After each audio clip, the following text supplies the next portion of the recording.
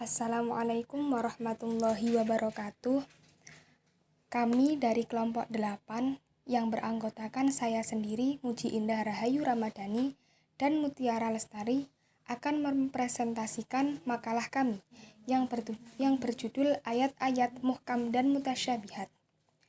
Tujuan dari presentasi ini adalah untuk menambah wawasan pengetahuan mata kuliah Ulumul Quran. Kemudian untuk mengetahui pengertian dari muhkam dan mutasyabihat, untuk mengetahui macam-macam mutasyabihat, untuk mengetahui pendapat ulama mengenai ayat muhkam dan mutasyabihat, serta untuk mengetahui hikmah di balik muhkam dan mutasyabihat. Rumusan masalah yang pertama. Apakah pengertian dari muhkam dan mutasyabihat? Al-muhkam secara bahasa berasal dari kata hakama, yang dimana Ibnu Faris rahimahullah mengatakan al-ha'u wal kafu wal mimu aslun wahidun wa huwal man'u wa awwalu dhalikal hukmu wa huwal man'u minadh-dhulmi, yang artinya huruf ha, huruf kaf, dan huruf mim adalah sebuah asal kata yang bermakna larangan. Kata pertama yang berakar dari 3 huruf tersebut adalah hukum, yang berarti melarang dari sebuah kezaliman.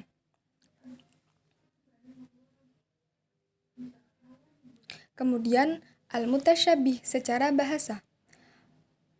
Al-mutasyabih secara bahasa berasal dari kata dasar syabaha, yang mana dikatakan oleh Ibnu Faris rahimahullah, asyinu wal ba'u wal ha'u aslun wahidun yadullu ala tasyabuhi syai', yang artinya bahwa huruf shin, ba, dan ha satu dasar kata yang menunjukkan kemiripan sesuatu. Selanjutnya, pengertian al-muhkam dan mutasyabihat secara istilah. Imam As-Suyuti mengungkapkannya sebagai berikut.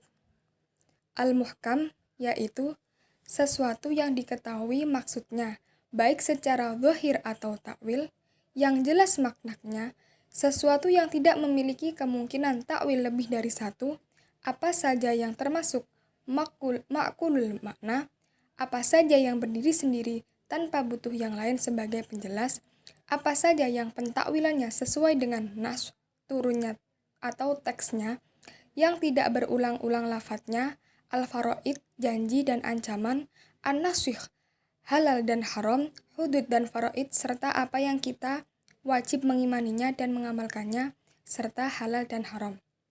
Kemudian, al-mutasyabih secara istilah yaitu apa saja yang hanya diketahui oleh Allah seperti hari kiamat, keluarnya Dajjal, dan huruf-huruf muqatta'ah di awal-awal surah. Ayat yang tidak jelas maknanya, sesuatu yang berkemungkinan lebih dari satu pentakwilan, apa saja yang termasuk ghairu ma'qulil makna, apa saja yang tidak berdiri sendiri dan membutuhkan kepada yang lain sebagai penjelas, apa saja yang tidak dapat diketahui kecuali dengan takwil yang berulang-ulang lafadznya, kisah dan pemisalan, mansukh, aqsam atau sumpah, dan apa saja yang kita wajib mengimaninya namun tidak untuk diamalkan, serta selain halal dan haram. Selanjutnya, rumusan masalah yang kedua. Apa saja macam-macam mutasyabihat? Menurut Abdul Jalal, macam-macam ayat mutasyabihat ada 3. Yang pertama, ayat-ayat mutasyabihat yang tidak dapat diketahui oleh seluruh umat manusia, kecuali Allah Subhanahu wa Ta'ala. Contoh, wa indahu mafatihul ghaibi la ya'lamuha illahu. Dan pada sisi Allah lah kunci-kunci semua yang gaib, tak ada yang mengetahuinya kecuali Dia sendiri. Quran Surah Al-An'am ayat 59. Yang kedua, ayat-ayat yang mutasyabihat yang dapat diketahui oleh semua orang dengan jalan pembahasan dan pengkajian yang mendalam.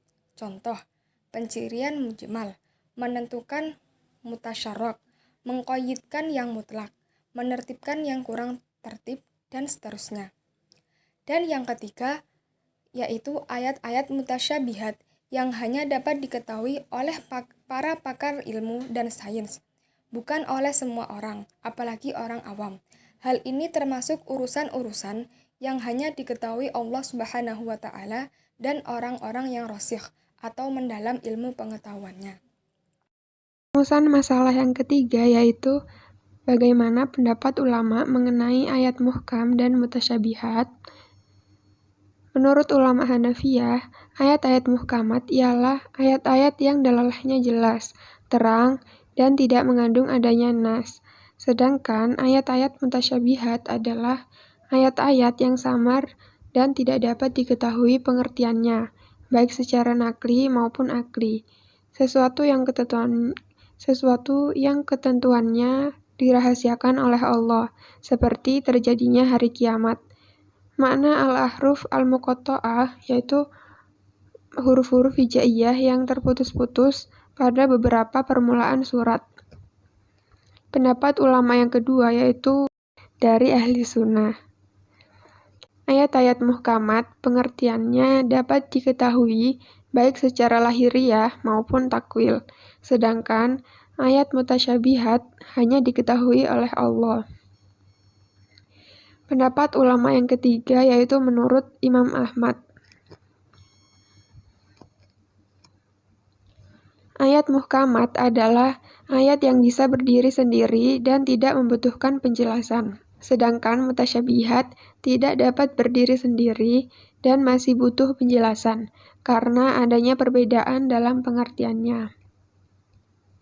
Pendapat yang terakhir yaitu menurut ulama mutaakhirin.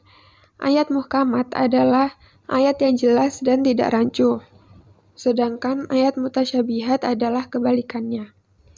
Rumusan masalah yang terakhir yaitu yang keempat, apa hikmah di balik muhkam dan mutasyabihat?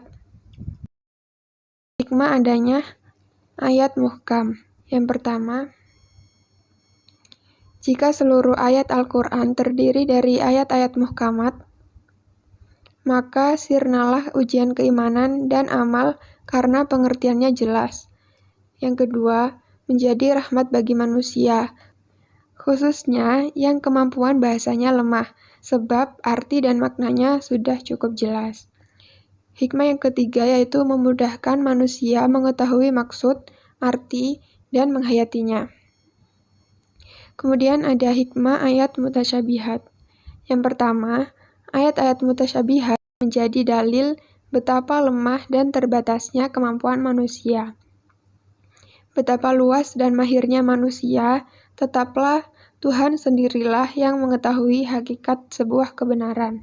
Hikmah yang kedua yaitu keberadaannya menjadi cobaan dan ujian bagi manusia. Khususnya ayat mengenai hari kiamat, siksa neraka, nikmat surga, datangnya Dajjal, dan Dabbah. Mereka mau percaya atau tidak terhadap hal-hal yang gaib sebagai pembuktian atas kualitas iman mereka. Hikmah yang ketiga yaitu menambah wawasan karena dengan sendirinya seorang peneliti didorong untuk membandingkan pandangannya atau pandangan mazhabnya mengenai maksud ayat-ayat mutasyabihat tersebut dengan pandangan orang lain atau mazhab lain. Sehingga ia akan menyimpulkan atau sampai pada pendapat yang dekat dengan kebenaran. Sekian presentasi dari kelompok 8. Kurang lebihnya mohon maaf. Jika ada pertanyaan silakan disampaikan di e-learning. Terima kasih. Wassalamualaikum warahmatullahi wabarakatuh.